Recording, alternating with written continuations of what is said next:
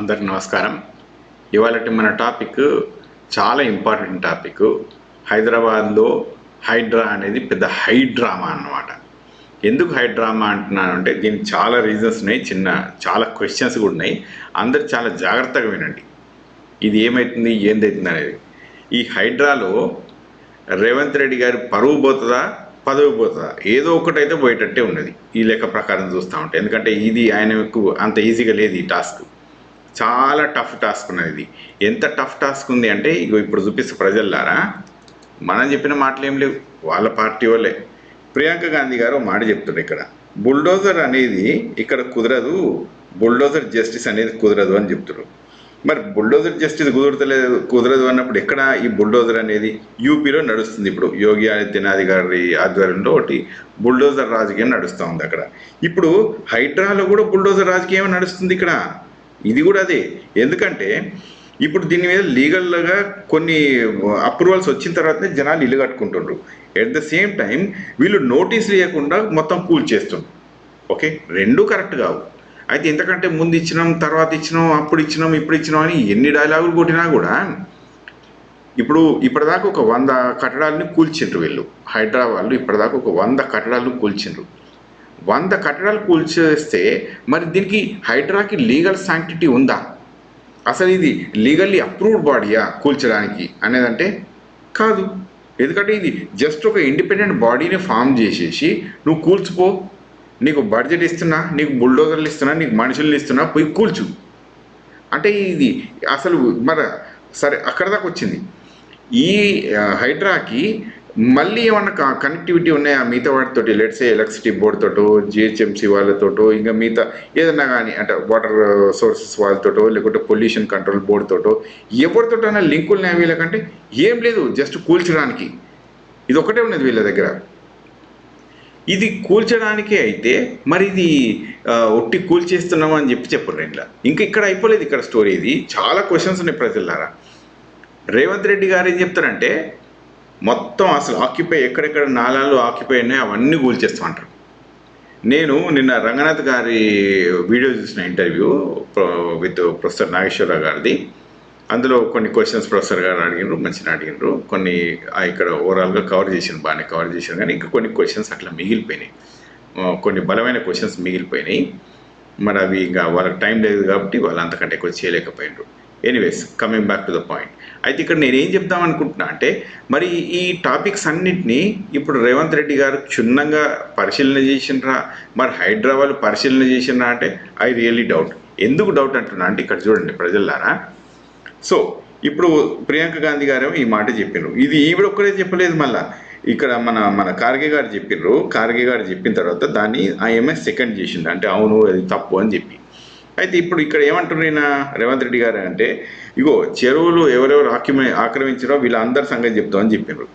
మరి అందరి సంగతి చెప్తాము, ఆక్రమించిన వాళ్ళు అందరి సంగతి చెప్తామంటే అందరంటే ఇప్పుడు కొన్ని వేలు, మోర్ దెన్ 10,000 ఉన్నాయి ఇక్కడ. అర్థమైందా? ఈ 10,000 ఇల్లులనే కూలుస్తారంటే ఇప్పుడు కూల్చమని చెప్పిన రంగనాథ్ గారు చెప్తున్నారు. ఆక్యుపై చేసిన వాళ్ళు అందరిది చేసేస్తున్నామో మరి రేవంత్ రెడ్డి గారు చెప్తున్నారు. అంటే ఇప్పుడు ఎవరికి మాట కరెక్టు? మరి ఎవరిదో ఒకరి మాట కరెక్టే ఉండాలి కదా. ఇక్కడ ఇద్దరికి కరెక్ట్ అయ్యడానికి అయితే వీల్లేదు. సో ఈ ప్రాబ్లం ఉంది. తర్వాత ప్రభుత్వంలో భాగస్వాములైనా పట్టించుకోము అంటే ఇది బిగ్ బాయ్స్, అంటే ఇది పెద్ద ప్లేయర్స్ వీళ్ళంతా. ఓకే, ఈ బిగ్ బాయ్స్ని మాత్రమే టార్గెట్ చేస్తారా? బిగ్ బాయ్స్ని టార్గెట్ చేస్తే ఏడు దాకపోతుంది ఈ స్టోరీ. ఇప్పుడు బిగ్ బాయ్స్ టార్గెట్ అంటే మొత్తం అక్కడిక్కడ పోయి కేటీఆర్ దగ్గర తెలుస్తుంది. ఇది అదే ఉన్నది, ఇంకా వేరే ఏం కనిపిస్తలేదు నాకు. బిగ్ బాయ్స్ గేమ్ అంటే మాత్రం అదొకటే కనిపిస్తుంది. సరే, ఆక్యుపై చేసినందుకు ఆయన కూడా బాగా సిద్ధంగానే ఉన్నట్టున్నాడు, పాల్గొట్టుకోరన్నట్టే ఉన్నాడు. ఎందుకంటే ఆయన కూడా కబ్జా చేసినట్టు ఆయనకు అర్థమైపోయినట్టుంది స్టోరీ. ఇక కనుక ఇది ఏదో రోజు కూలుతుంది, ఈ కూలితో కూలగొట్టుకొని అన్న టైప్లో ఇక ఆయన కూడా రెడీ అయి ఉన్నాడు ఇప్పుడు. ఓకే, సో అక్కడ తేలిన తర్వాత మరి దాంతో మనకు ప్రజలకు మనకేం లాభం? ఈయనది పూల కొడుతున్నాం, ఆయనది పూల కొడుతున్నాం, ఇంకో 10 మందిని పూల కొడుతాం మహా అయితే అటు ఇటు, రైట్? సో ఈ పెద్దలో 10 మంది పూల కొడితే you are sending a message not to build. First దానికి నాట్ టు బిల్డ్ అనే మెసేజ్ పంపించడానికి సంతోషమే, అక్కడ దాకా అది మంచిది, అందరం యాక్సెప్ట్ చేస్తాం. దానికి ఆఫీసర్లు కదా అక్కడ ఎవరైతే సెక్షన్ క్లర్క్లు ఉంటారో, సర్వేయర్లు ఉంటారో, ఇంకా అప్రూవల్స్ ఇచ్చే వాళ్ళు ఉంటారో వీళ్ళ దగ్గర కదా ప్రాబ్లం. ఫస్ట్ వాళ్ళని సాఫ్ చేయాలి కదా. ఇంతకంటే ముందు ఇచ్చిన వాళ్ళందరినీ ఏం చేసేది ఉండదు, ప్రాసిక్యూట్ చేస్తా అంటూ. అది ఏం ప్రాసిక్యూట్ అయింది, దీనికి ఏం లీగల్ శాంక్టిటీ ఉందని ప్రాసిక్యూట్ చేస్తూ దీంట్లో పోలీస్ స్టేషన్ పెడతారట, Hydraa police station. Hydraa police స్టేషన్కి లీగల్ శాంక్టిటీ ఉందా ఏమన్నా? కొద్దిగా 1% అని ఉంటుంది. అది కోర్టులో పోతే నిలిచుంటుంది. అది ఏం పోలీస్ యూనిఫామ్ ఇస్తావు వీళ్ళందరికీ? ఏ యూనిఫామ్లు ఇస్తారు మీరందరూ? నాకు అర్థం కాదు. హైడ్రా పోలీస్ స్టేషన్కి సో హైడ్రా అనేది ఒక బాడీని ఫామ్ చేసి వీళ్ళు ఇక చేయాల్సిన కథనాన్ని చేస్తున్నా అనుకో, ఇక్కడ అయిపోలేదు. ఇంకా మనకు మస్తు క్వశ్చన్ ఉన్నాయి ఇక్కడ.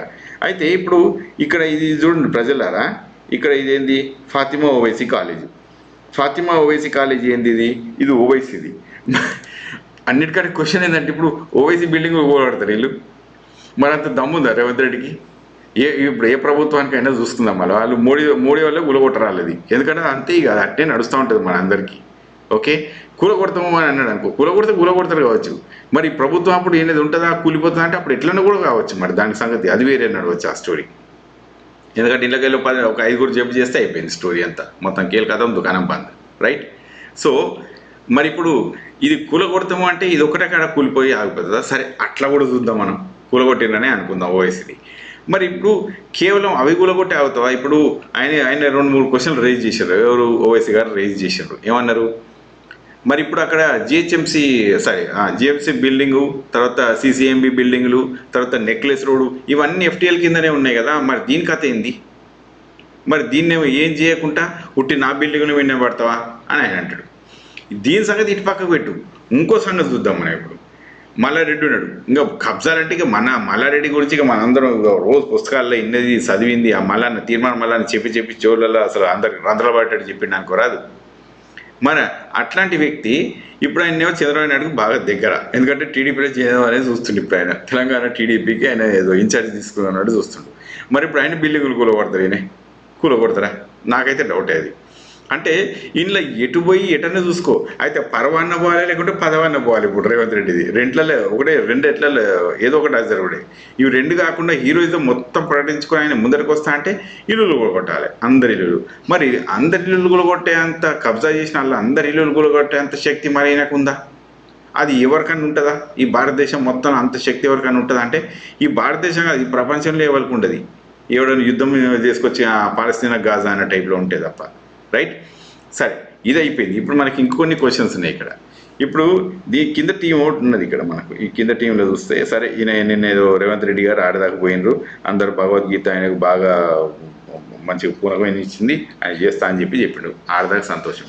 ఇక్కడ పొంగులేటి ఉన్నాడు. పొంగులేటి బీన్లేకుండా పడతాడు ఈయన, అది కష్టమే. పట్నం మహేందర్ రెడ్డి ఉన్నాడు. మరి ఈయనది సరే, వీళ్ళిద్దరిది అయిపోయింది. ఈ పెద్ద ఆయన ఉన్నాడు మనకి ఇక్కడ, కేవీపీ రామచంద్రు. ఆయన కూలగొడతారా? కూలగొట్టాడు. మరి వైవి సుబ్బారెడ్డి ఉన్నాడు. నిన్నటిదాకా టీటీడీ చైర్మన్, ఇప్పుడు ఉండడో లేదో తెలియదు, కానీ ఈయన స్టోరీ ఉన్నది వైవి సుబ్బారెడ్డిది. ఈయనది కూలగొడతారా? ఇదంతా అయిపోయింది. ఇప్పుడు వివేక్ ఉన్నాడు. వివేక్ కూలగొడతారు కావచ్చు. ఎందుకు కూలగొడతాడు తెలుసా? వివేక్ది ఆయనకు మంత్రి పదవి ఇవ్వాలని చూస్తూ ఉండు కాబట్టి, కూల్సేపోయి నాకు మంత్రి పదవి ఇచ్చేసి అనే టైప్లో ఆయన ఉన్నట్టున్నాడు. మేబీ ఆయన దానికి కూలుస్తారేమో, ఒకటి కొద్దిగా ఛాన్స్. సో ఇవి కాకుండా మనకి ఇంకా ముందుకు పోయి చూద్దాం మనం. ఇప్పుడు వీళ్ళందరూ ఎట్లున్నాయంటే, ఇక అసలు ఒక్క కథ కాకపోతే ఇంకొక కథ. ఇక వీళ్ళ స్టోరీలకు అడ్డు అదుపు లేదు, ఇవన్నీ చెప్పుకుంటూ వచ్చిండు. అయితే ఇక్కడ నేను క్వశ్చన్స్ రాసుకున్న ప్రజలారా. నేను కొన్ని క్వశ్చన్స్ అక్కడిక్కడ అన్నీ చూసి, వీడియోలు చూసి, నిన్నటి రంగనాథ్ గారి వీడియోలు చూసి కూడా నేను దాకా వచ్చిన. అయితే ఇవన్నీ తీసుకొని వచ్చి ఇక్కడ క్వశ్చన్స్ ప్రాపర్గా ఫ్రేమ్ చేసిన. మీకేమైనా ఉంటే కూడా కింద పెట్టుండి, మళ్ళీ ఇంకో వీడియో కూడా చేద్దాం దీని మీద. ఎందుకంటే ప్రజలు నష్టపోవద్దు, ఉట్టి జోకు కావద్దు. ఇది అర్థమైందా? ఆయన చేసుకుంటూ పోతారు, సంతోషమే అక్కడ దాకా. కానీ ఇది ఊరికే ఒక హిప్నటైజ్ చేసే పద్ధతులలో ఉండద్దు. ఎందుకంటే దీస్ థింగ్స్ లేదు, సూపర్ హీరో మోడల్స్ అనేటి ఒక రాజకీయంలో ఉన్న వారికి కుదరదు. ఓకే, పొగరుగా బిహేవ్ చేస్తూ ఉంటారు కొంతమంది రాజకీయవేత్తలు, అవన్నీ జరుగుతూ ఉంటాయి. కానీ సూపర్ హీరోలు ఎక్కడ ఉంటాయి చూసినరా? అవి తప్పు. సూపర్ హీరోలు అనేటివి మనకు కుదిరాయి అన్నమాట మన రాజకీయాలు. ఎందుకంటే అందరినీ కలుపుకొని పోయేటి పద్ధతులు ఉంటాయి, కానీ నేను ఒక్కరిని సూపర్ హీరో అంటే కుదరదు. అయితే ఇప్పుడు ఇక్కడ చూడండి ప్రజలారా, ఈ క్వశ్చన్స్ నేను కొన్ని రాసుకొచ్చిన. హైడ్రా మీద క్వశ్చన్స్ ఇవి 17 క్వశ్చన్లు ఉన్నాయి ఇప్పుడు ప్రస్తుతానికి. మనకు మొత్తం ఎన్ని చెరువులు ఉన్నాయి, ఎన్ని కుంటలు ఉన్నాయి, ఎన్ని పార్కులు ఉన్నాయి, ఇప్పుడు ఎన్ని నాలాలు ఉన్నాయి, ఇవన్నీ కబ్జాలైన అన్నిటిపైన ప్రతి లొకేషన్, అన్ని లొకేషన్స్ దగ్గర సర్వే జరిగిందా? ఈ సర్వే అనేది చెప్పిండ్రా అనేది. అంటే మేము డీప్గా అనాలిసిస్ చేసినాం కానీ, వర్కౌట్ చేసినాం కానీ, మరి ఇవన్నిటి మీద సర్వే జరిగిందని మాత్రం ఇప్పటిదాకా రిపోర్ట్ లేదు. మరి ఇంటర్నల్గా రిపోర్ట్ ఉందా అంటే అది మనకు తెలియదు. కానీ ఈ రిపోర్ట్ మాత్రం లేదు. వాళ్ళు గ్రౌండ్ వర్క్ చేసుకొని కూలగొడుతున్నామని అంటారు, అంతే. అంతకుమించి ఏం లేదు మన దగ్గర స్టోరీ. అయితే ఈ టోటల్ నెంబర్ ఆఫ్ కన్స్ట్రక్షన్స్ ఎన్ని ఉన్నాయి, వీటిలలో జనాలు ఎంతమంది నివసిస్తుండ్రు. లెట్స్ ఇప్పుడు మనకు ఓవరాల్గా గండిపేట, ఉస్మాన్ సాగర్ ఏరియాలో చూస్తే 12,000 అని చెప్పి మన న్యూస్ పేపర్లో వచ్చింది.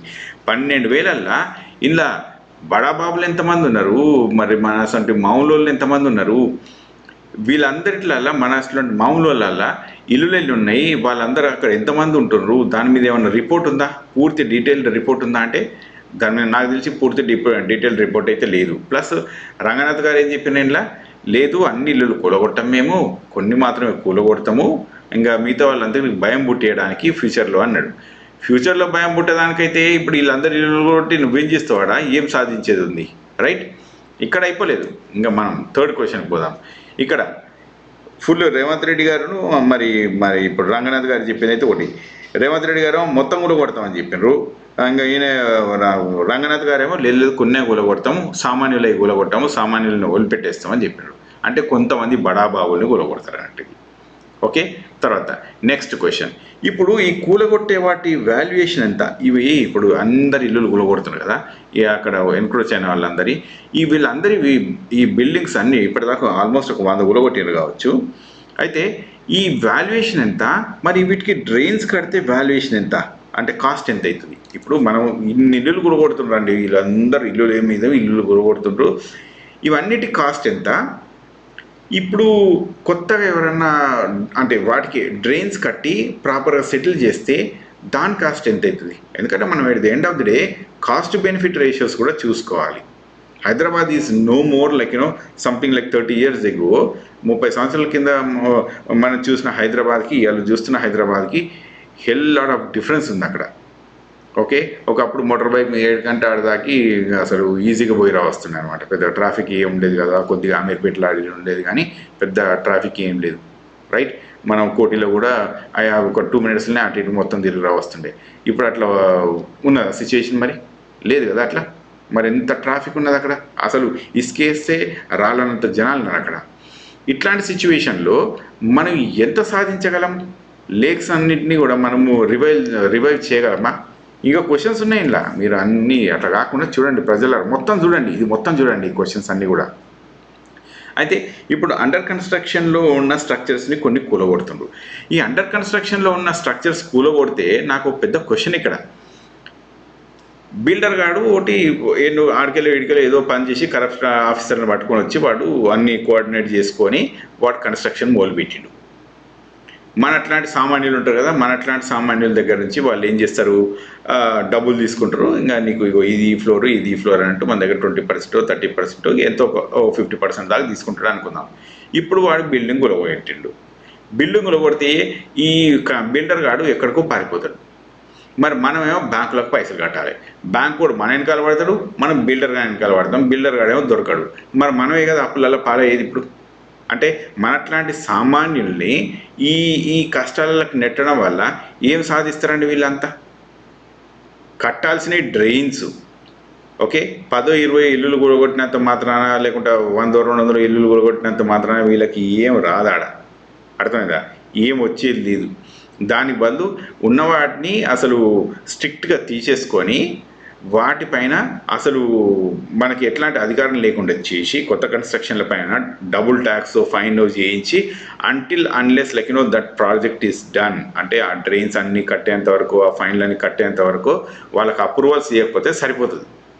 అంతేగాని ఇప్పుడు అది దాన్ని కూల్చేస్తే ఏమొస్తుంది? దాని బడ్జెట్ ఇప్పుడు 70 కోట్లు. ఏది హైడ్రా బడ్జెట్ 70 కోట్లు. 70 కోట్లలో ఈ డిమాలిష్ అయిన డెబ్రిస్ అంతా తీసేస్తారా వీళ్ళు? అది అవుతుందా? అంత తక్కువ పైసలలో అదంతా అవుతుందా? కొన్ని 100 కోట్లు పడుతుంది తెలుసా అవన్నిటికి కూడా, అంత ఈజీగా రాదు అదంతా. సో మనకు ఆ క్వశ్చన్ ఉంది. సో ఇప్పుడు వాడు ఓనర్ గారు పారిపోతాడు, మనమేమో బ్యాంకుకు పైసలు కట్టాలి. ఇక చూసుకో అది ఎట్లుంటుందో మన ప్రాబ్లం. మళ్ళీ ఇల్లేమో చేతికి రాదు మనకు, రైట్? సో ఇది సిచ్యువేషన్.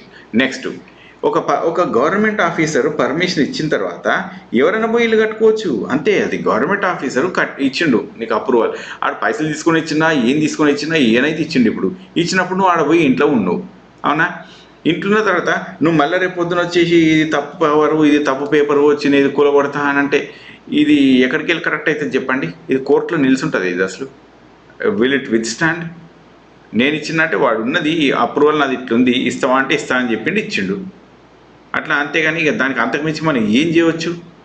దాన్ని అట్లా పనిచేయదు. మనం అట్లా పని చేయకుండా మనం ఏం చేస్తామంటే వాళ్ళకు ఫైన్ లేచి అప్పటిదాకా ఆ ఇల్లును ఇయ్యనియొద్దు. That is the only way where we can escape things.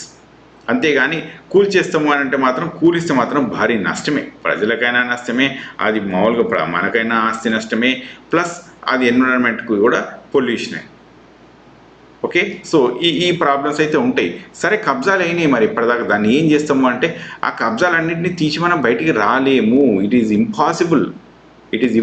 కొన్నే కూలగొట్టగలం కానీ అంతకుమించి కూలగొట్టలేము. కొంతమంది వాళ్ళకు చూపించడానికి కూలగొట్టడానికి వీలవుతుంది కానీ సామాన్యులు 95% అక్కడ ఉండేది సామాన్యులు. వాళ్ళ ఇల్లులు ఎట్లా కూలగొడతారండి? మీరంతా మీ వల్ల కాని పని అది. రేవంత్ రెడ్డి గారు, అది మీ వల్ల కాని పని, అది మీ వల్ల ఇంపాసిబుల్. అది జస్ట్ 10-20 ఇల్లులు అట్లా పెద్ద పెద్దోళ్ళకి కూలగొట్టి అక్కడ అవుతారు కానీ అంతకుమించి మీ వల్ల కాదు. అది ఎవరి వల్ల కాని పని, మీ వల్లనే కాదు, ఎవరి వల్ల కాని పని. మోడీ కూడా చేయలేడు ఆ పని. నెక్స్ట్ తర్వాత ఇప్పుడు కిందకి పోయి పాపం ఎవడో ఫీల్డ్ ఆఫీసర్ ఉంటాడు, కింద జూనియర్ ఆఫీసర్ ఉంటాడు, ఆ పనులు ఏదో చేసేసుకొని పైన బాస్ సంతకం పెట్టమంటే నోరు మూసుకొని సంతకం పెడతారు. మన ఇండియా అదే కదా, మనకి ఇదంతా కథ. ఇదేదో కొత్తగా చెప్తూ ఉంటారు. కనుక ఈ సంతకం పెట్టిన వాడి మీద వాడిని ప్రాసిక్యూట్ చేస్తాము, వాడిని జైల్లో పెడతాము, వాడి మీద ప్రాబ్లమ్స్ ఇస్తాము అంటే సీనియర్స్కం ఏం లేదు. జస్ట్ ఇక సంతకం పెట్టి వాడు సీనియర్ చెప్పింది కాబట్టి వీడు సంతకం పెట్టినందుకు వీడిని తీసుకుపోయి ఇక జైలు ఇస్తూ ఉంటారు. ఇప్పుడు ఇది ఇక వీళ్ళు ఎట్లుందంటే కొండకు పోయి ఏదో ఎలుకని తవ్వినట్టున్నది వీళ్ళ కథ అంతా.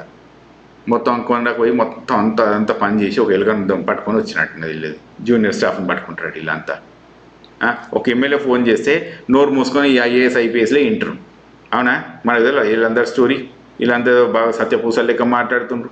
ఒక చిన్న ఎల్డీసీనో యూడీసీనో పట్టుకొని చిన్న సర్వేయర్ని పట్టుకొని ఇక వాళ్ళని ప్రాసిక్యూట్ చేస్తాము, జైళ్ళలో పెడతామంటే వాడు తీసుకుంటే కూడా కావచ్చు, కాదని మనం ఏం అనలేము. కానీ అట్ ద సేమ్ టైం వాళ్ళ బాస్ చెప్తేనే నడుస్తాయి అవన్నీ లెక్కలు, లేకుంటే అంత ఈజీగా నడవయాడా. Next question.